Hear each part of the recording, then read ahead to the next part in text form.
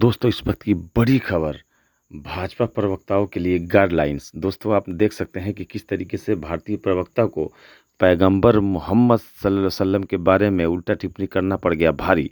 दोस्तों, खाड़ी देश में, अरब के देश में किस तरीके से भारतीय प्रोडक्ट को किस तरीके से बाइकआउट किया जा रहा है, उसी से रिलेटेड ये लोग किस तरीके से बैठकर एक आज तक के डिबेट में किस तरीके से एक जाति समूह एक एक तरफ़ा किस तरीके से मुसलमानों को टारगेट करते करते थे और मुसलमानों को किस तरीके से टारगेट करके और भला-बुरा कोसते थे, ये आज के टाइम में भारतीय जनता पार्टी को बहुत महँगा पड़ रहा है। आप देख सकते हैं कि किस तरीके से ये डिबेट और ये किस तरीके से डिबेट में बैठ कर के ये जो आप देख रहे हैं तस्वीर में, ये गोबर पात्रा किस तरीके से मुसलमानों के खिलाफ ज़हर उगलने का काम किया करता था।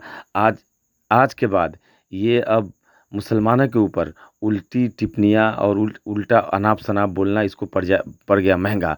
इसको भारतीय जनता पार्टी, जो देश की सबसे बड़ी पावरफुल पार्टी है, सत्ता में बैठी हुई पार्टी है, भारतीय जनता पार्टी ने एक गाइडलाइन जारी की है। आप देख सकते हैं भाजपा के प्रवक्ताओं के लिए गाइडलाइंस अब केवल अधिकारित प्रवक्ता और पैनलिस्ट ही टीवी चैनलों पर डेबिट कर पाएँगे। इन्हें पार्टी का मीडिया सेल असाइन करेगा।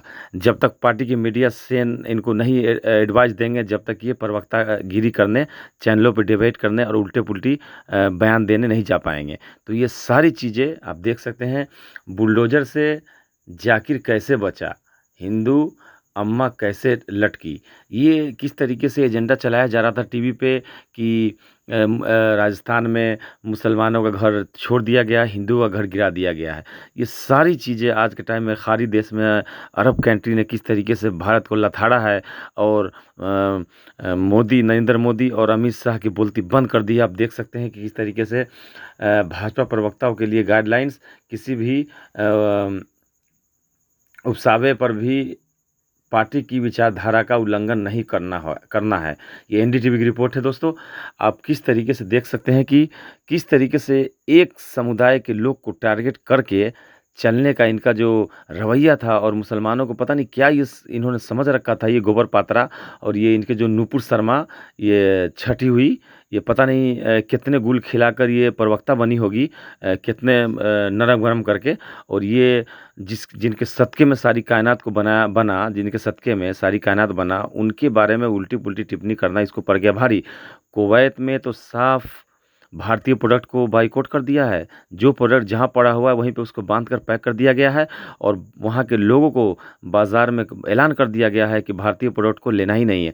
और दोस्तों, सबसे बड़ी बात मैं आपको बता दूँ कि जो आरएसएस और बीजेपी के जो भी ये बाबा रामदेव, ये आरएसएस जो भी है ना, ये जितने भी आरएसएस के जो पिल्ले हैं, ये जो भारत में जो उछलते हैं, इन सब का जो है सो बिजनेस का जो लिंक है वो मुस्लिम खाड़ी देश, अरब के देशों से जुड़ा हुआ है। अगर मुसलमानों ने इनका जो है सो प्रोडक्ट लेना बंद कर दिया तो ये रोड पर आ जाएंगे दोस्तों। ये सांसद है कि ये इन्होंने भी बहुत ही इनके बारे में भी टीकाधारी जो इनके प्रवक्ता है, बहुत ही ऐसा टिप्पणी किया था, वो मैं आपको बयान नहीं कर सकता, बहुत ही गंदा टिप्पणी किया था। तो ये सारी चीज़ें कहीं न कहीं इनकी असलियत को दर्शाता है कि ये किस मिट्टी से बने और किस गलीस की ये पैदावार है।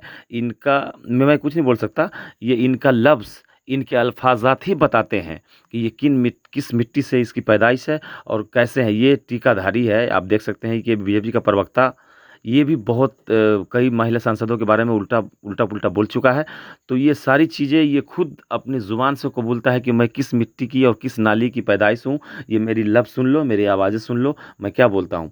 तो ये सारी चीज़ें कहीं न कहीं भारतीय जनता पार्टी को कटघरे में लाकर खड़ा कर दिया है और खाड़ी देश ने इनको अपनी औकात दिखा दिया है कि अगर खाड़ी देश और अरब का देश अगर तुम्हारा प्रोडक्ट नहीं लेगा तो तुम जितने भी चड्डी गैंग और ये आरएसएस के जो पिल्ले हो, जो भारत में रहकर ज़हर उगलते हो मुसलमानों के खिलाफ, जबकि इसको पता है कि अगर मुसलमानों देशों से अगर डॉलर नहीं आया ना तो ये भूखे मर जाएँगे। ये डिबेट में बैठकर किस तरीके से डिबेट में मुसलमानों को कोसते हैं, मुसलमानों को उल्टा-पुल्टा बोलते हैं। और दोस्तों, सबसे बड़ी बात ये है कि कोई भी हिंदू समाज के जो लोग हैं, जो अच्छे लोग हैं, वो तो कभी उल्टा-पुल्टा बोलते नहीं है। ये चंद लोग हैं, चिन्हित लोग हैं, जिनको ट्रेनिंग दिया गया है आरएसएस के द्वारा और बीजेपी के द्वारा कि तुम मुसलमान के खिलाफ अनाप-शनाप बोलो, बाकी मैं सत्ता में तो हम बैठे हैं, तुम्हारी जो भी कार्रवाई के लिए आवाज़ उठेगी तो हम दबाने के लिए बैठे हुए हैं। तो इसलिए इनका मनोबल बढ़ता है दोस्तों। और मैं ये नहीं कहता कि मुसलमान में अच्छे, मुसलमान में भी कुछ कुछ लोग ऐसे हैं कि आप हिंदुओं के बारे में उल्टा बोलोगे, तो मुसलमान में भी कुछ लोग ऐसे-ऐसे लोग हैं, जो आपको भी हिंदू को भी उल्टा बोलेंगे। तो ये सारी चीज़ें कहीं न कहीं दिखाई देता है कि किस तरीके से चड्डी गैंग के पिल्लों को समझ में आ जाएगा अब कुछ दिनों में कि किस तरीके से मुस्लिमों को टारगेट करना, और मुसलमान सबसे बड़ी भी जिनके सदक़े में सारी कायनात बना, उनके बारे में अगर कोई उल्टा बोलता है, तो एक जो सच्चा मुसलमान होगा, वो अपना गर्दन कटवा सकता है, मगर नबी के बारे में एक लफ्ज़ गुस्ताखी बर्दाश्त नहीं कर सकता है, चाहे इसके लिए आरएसएस का पिल्ला कोई भी हो, चाहे योगी हो, मोदी हो, अमित शाह हो, अदरवाइज़ कोई भी हो, मोहन भागवत हो, अगर कोई भी मोहम्मद सल्लल्लाहु अलैहि वसल्लम के बारे में उल्टा बोलेगा, तो जो सच्चा मुसलमान होगा उससे सर कलम कर देगा। अंजाम की परवाह वो नहीं करता, क्योंकि मुसलमान सिर्फ़ एक ही बार मरता है।